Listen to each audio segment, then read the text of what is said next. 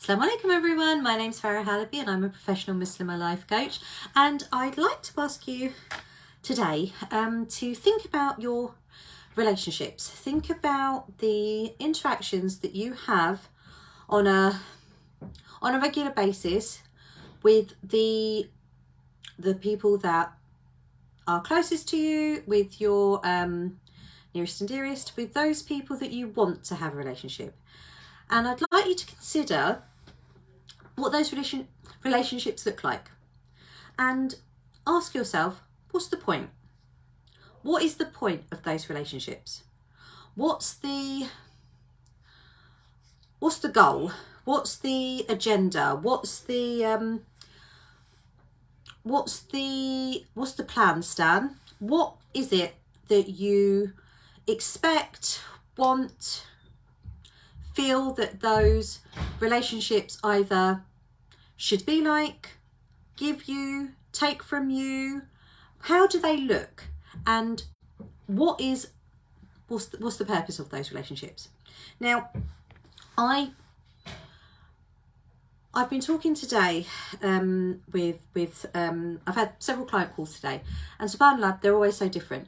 But something that's actually come up quite recently, and I think a lot of people can relate to this, especially women. I'm not saying that it's different for men at all. I don't know what it's like to be a man, but I find that in the relationships or the interactions that I have with my clients, this concept of, or this topic comes up a lot.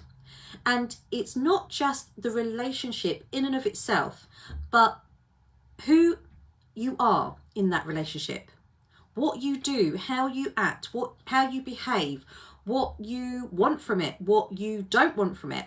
And for a lot of us, we don't sit there going through our relationships and, appraising them, or, doing like little supervisions in them, or, like having like a year plan of a relationship. I don't think I ever remember going through an appraisal or a quarter review of the relationship that I have with my son, or the relationship that I have with my dad.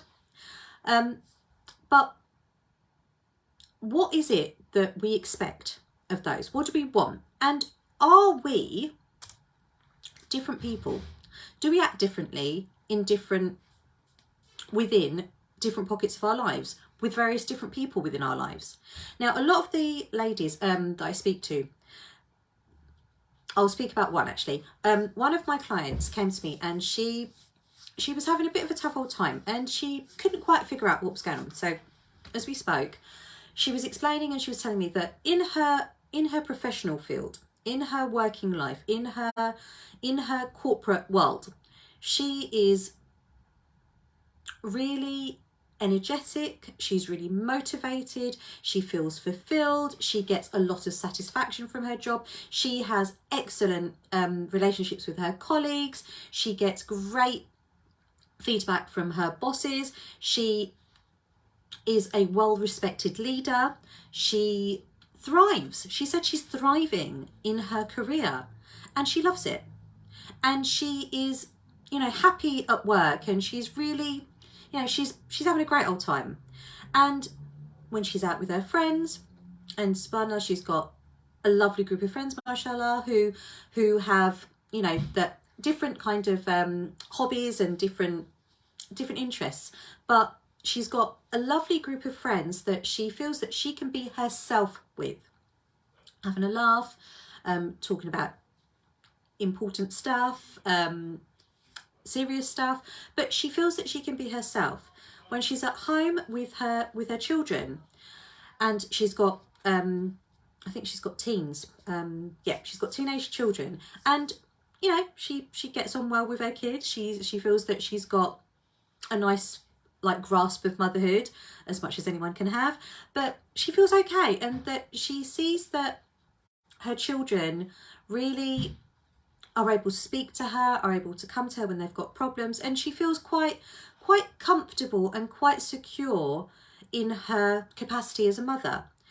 But when it comes to her sibling relationships and the relationship that she has with her parents, quite specifically her mum, it's almost a different kettle of fish. It's a different ball game. When she's with her colleagues and when she's in her work, she's confident, knows what she's doing, her opinion is respected, she is, you know, on top of her game. With her children, she feels that they have a really good and honest and communicative relationship, very open, and, you know, it's going all right, alhamdulillah. With her husband, you know, they've been married for a while, and mashallah, they are, alhamdulillah, alhamdulillah, alhamdulillah, they're lovely.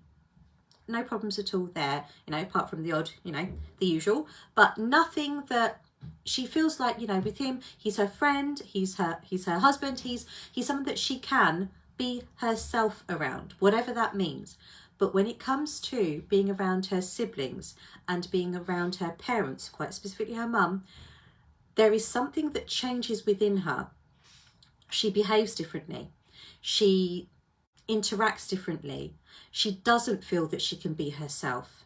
She feels that those interactions and those relationships are more something that she has to do, that she, like, as we know within our faith, keeping the ties of kinship is a very big deal.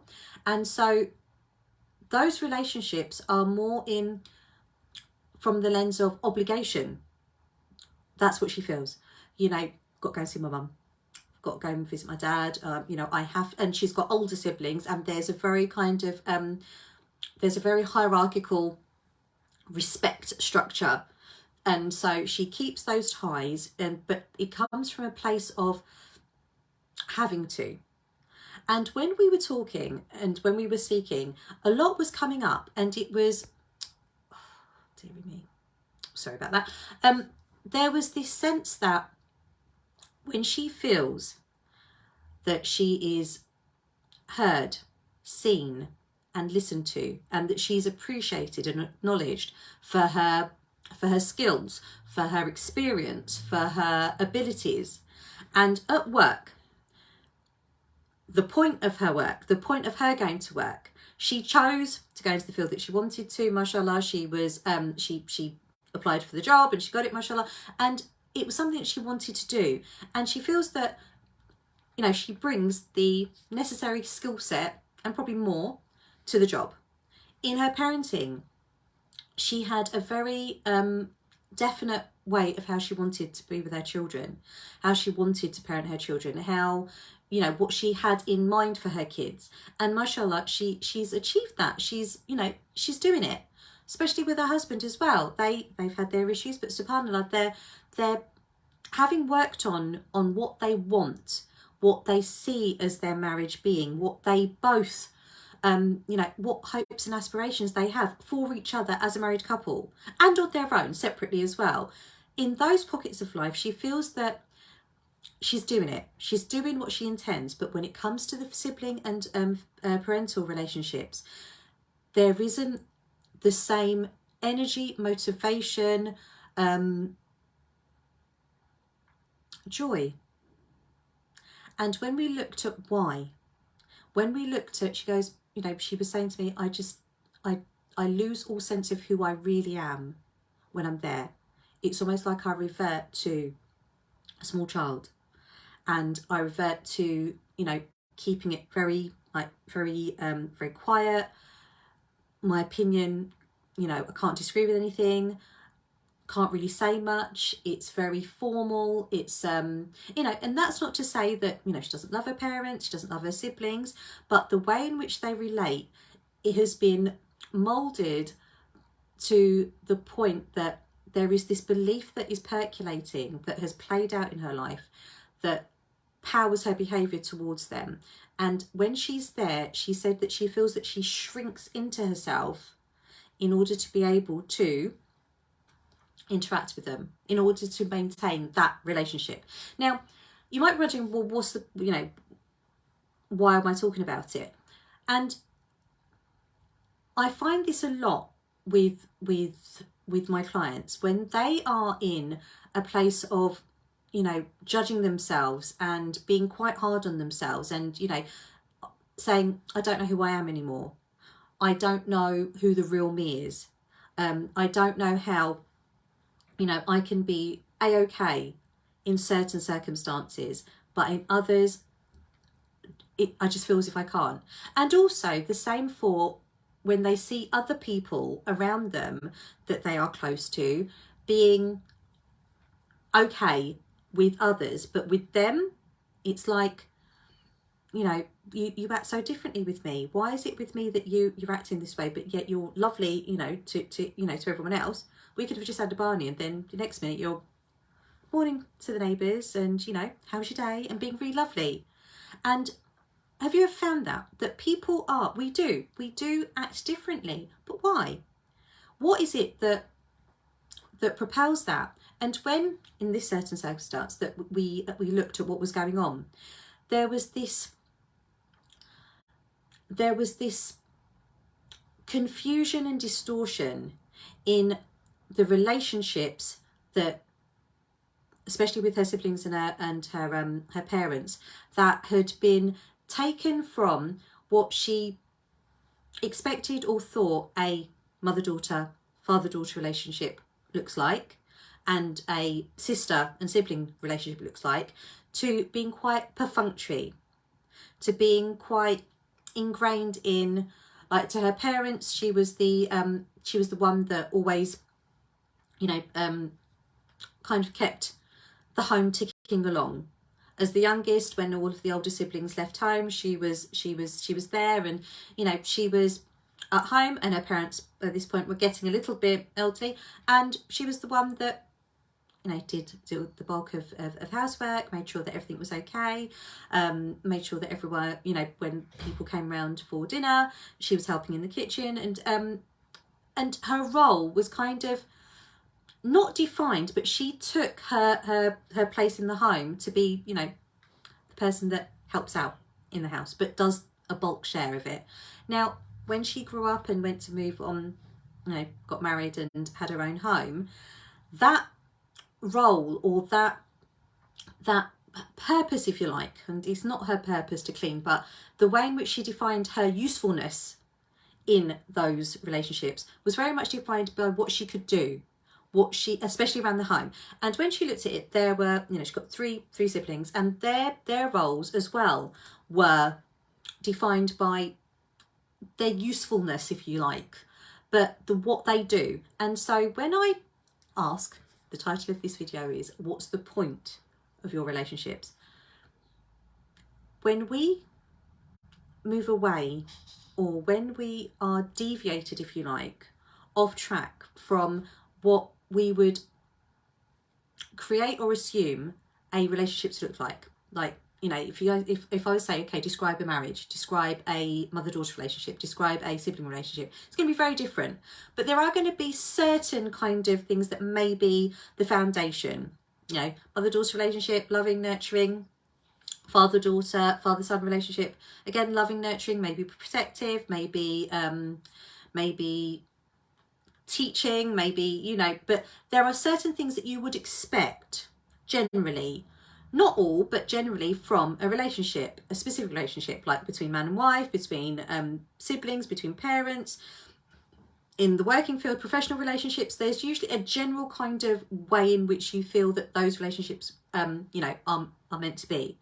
And when those relationships aren't that way, but are so far from that, and they have been replaced by, you know, being someone's PA, being someone's chef, being someone's driver, being someone's secretary, being, you know, being your sibling's agony aunt, being your, I don't know,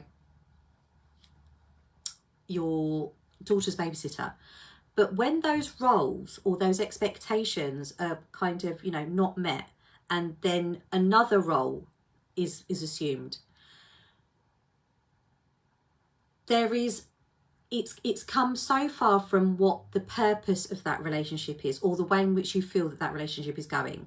So when we then feel, well, what is our role? You know, like going back to my client, she felt that she couldn't be herself, you know, within the family home, her familial home.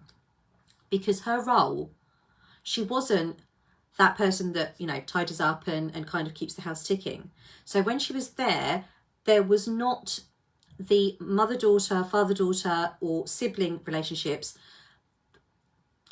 playing out in the way that maybe she might have expected or might have wanted. And so by reverting into herself, it was almost like a protective shield. She wasn't called upon to be, you know, funny and you know, just jokey and just really sociable. That wasn't what she felt was required of her. And because what she had felt was required of her was no longer required of her, she wasn't too sure how she was supposed to act. So she just went quiet. Now, in our lives, do you do this? Do you act differently depending on, you know, where you are? And does it cause you concern? Like, are you having to play a role? Are you having to play a part?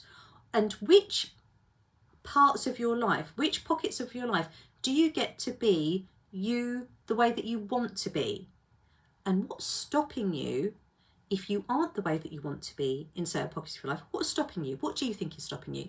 Because for a lot of the ladies that I work with, there is an internal kind of like storm brewing of expectations and reality, what they think they should be doing, what they think other people expect of them, how they think other people, you know, want them to be, where they see their purpose, their worth, their value, their usefulness, and there's a whole lot going on. And it can cause and does cause real upset, when real frustration, you know, maybe sadness, maybe a bit of anger, or the other end of the spectrum, you know, numbness, just not wanting to engage at all, just thinking, well, what's the point? Or they feel that they have to play a role in order to be accepted, in order to be loved, in order to be, you know, in order for people to want them to be around. And to carry that and then go off and do all the other bits and pieces in your life, if you've got something percolating in the back of your mind, a thought that's percolating, like, I'm not worthy, or, you know, I'm only useful to people when I'm doing stuff for them, or whatever else it is, then that is going to have, you know, the more that goes around in your mind, that is going to affect how you feel, and then how you behave and how you show up in those relationships, in those areas of your life. And for a lot of the ladies I work with, sometimes it just gets too much. And it becomes burdensome, that the relationships that they have, the way in which, that what it takes to keep those relationships going is really, really hard. It requires an awful lot of mental energy. It requires a lot of just effort to keep them going in the way that they think they have to be in front of the other person, and to really kind of like push down who you are, how you would like to be, what, you know, and question yourself all the time is exhausting. So if that is you, if you want to call time on that, if you have only just realised that that's what happens to you, I mean, I'll ask you, do you feel like that? Do you feel that you have to be a different person, play a different role in different pockets of your life? And if it is taking its toll, or if you might not even know it's taking its toll, but think about it now. Does it deplete your energies? Does it cost you more to be in those relationships in the way that you are right now? Does it cost you more than what you gain from those relationships? So I'd like to ask you, what is the point of your relationships for you, in terms of what do you want from them? What do you think that what would you like them to be like? How would you like to interact with the other person? How would you like to see the other person? How would you like that relationship? What would give you a lovely sense of, do you know what, that relationship is the mother-daughter relationship, is the, you know, mother-son, husband, marriage, parental relationship, colleague relationship. That is just the way that I want it to be. What does it look like? What does it give you? What do you give to it? What is the point of it? How does it serve you? How do you serve it? And if you don't know, have a think about it. And if it's not serving you, or if you feel that you can't be you in that relationship, what's stopping you, do you think? And if you'd like some help to really unpick all of that and help your relationships flourish in the way that you want them to be, then pop me a message. You can either message me on direct messenger or personal direct message, sorry, or email me at connect@farahhalabi.com. As always, I pray that you are safe, well, happy and healthy, and inshallah I shall see you again very soon for another little convo. But for now, take care. Assalamu alaikum.